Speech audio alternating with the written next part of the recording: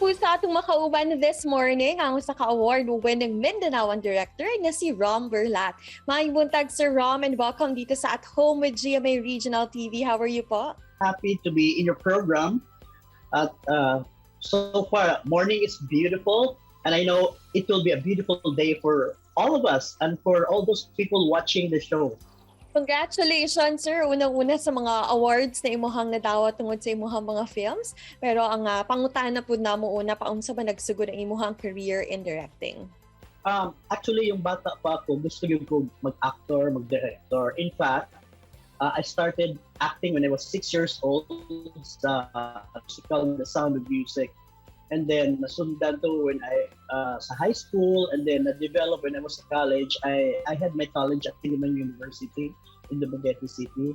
And then I traveled abroad to work, na-develop siya. And then I came back to the Philippines in 2011. So I still work sa isang casino hotel. Okay naman siya, but the thing is, I'm still longing for my passion. Like sabi ko, before I reach 60, dapat i-materialize ko na gusto ko mag-actor, mag-director. So it started in 2016. So I gave up a lucrative job in favor of show business. It was a difficult decision kasi I have to start from zero. Pwede po ba nimo ma-share sa tanan natong mga kapuso this morning kung unsa ba ni imuha mga awards na nadawat and how did these recognition change your life? Okay, so this is for all the Mindawanons kasi ako taga Mindanao din. Misamis Occidental. The latest awards I received was Man of Excellence from Laguna Excellence Award. There's also Outstanding International Best Director from the Dangal ng Lahi. And then I won 4 Best Actors and 4 Directors for the movie Ang Tatay Kong Nanay. Okay, and so far I have 94 awards as an actor, director, a TV host, and all other awards. But before all this fame and achievement, sir, unsa ba yung mga struggles po or kalisod nga imo ang naagian, and how did this motivate you to achieve your goals and to be as successful as you are right now?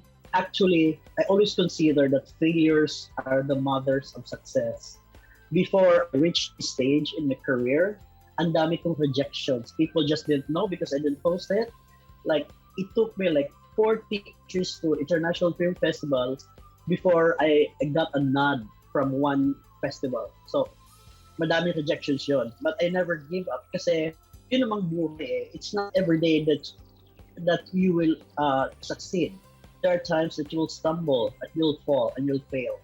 Diba? So, I accept success in the same way as I accept failure. There are a lot of challenges that came upon, but I was able to get out of it with flying colors, I believe. Because I believe in myself and I pray so hard. Like, ganito naman talaga ang buhay. Take it easy, find solutions, believe in yourself, have faith in the Lord, at ma-achieve mo rin yun.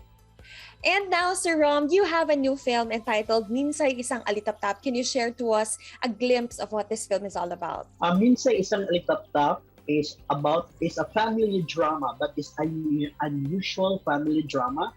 It talks about relationships, forgiveness, separation, reunion. But may twist doon sa story. It's not the usual mother and father, kids, hindi yun, siblings, hindi ganun. There's a twist within the story that makes it a different family drama. Okay, it stars Teresa Loizaga, Gina Pareño, Ron Macapagal, and Diego Loizaga. It's a different kind of family drama which you shouldn't miss kasi hindi yun the usual formula.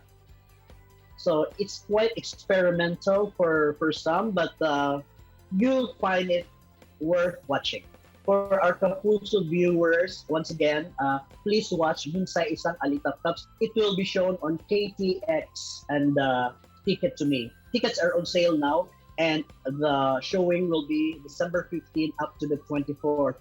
It's the best pre-Christmas gift that you can give to your family, your friends, your loved ones, and your acquaintances. It's something worthwhile, okay? So please watch mga Kapuso, ayaw kalimti, Minsay Isang Alitaptap, Director Bisaya ako. So, palihog tanawan ninyo ang Minsay Isang Alitaptap showing December 15 to 24. Again, KTX and Ticket to Me. Daghan kaayong salamat, Sir Romm, and once again, congratulations mula sa amin dito sa At Home with GMA Regional TV. Kini ang At Home with GMA Regional TV.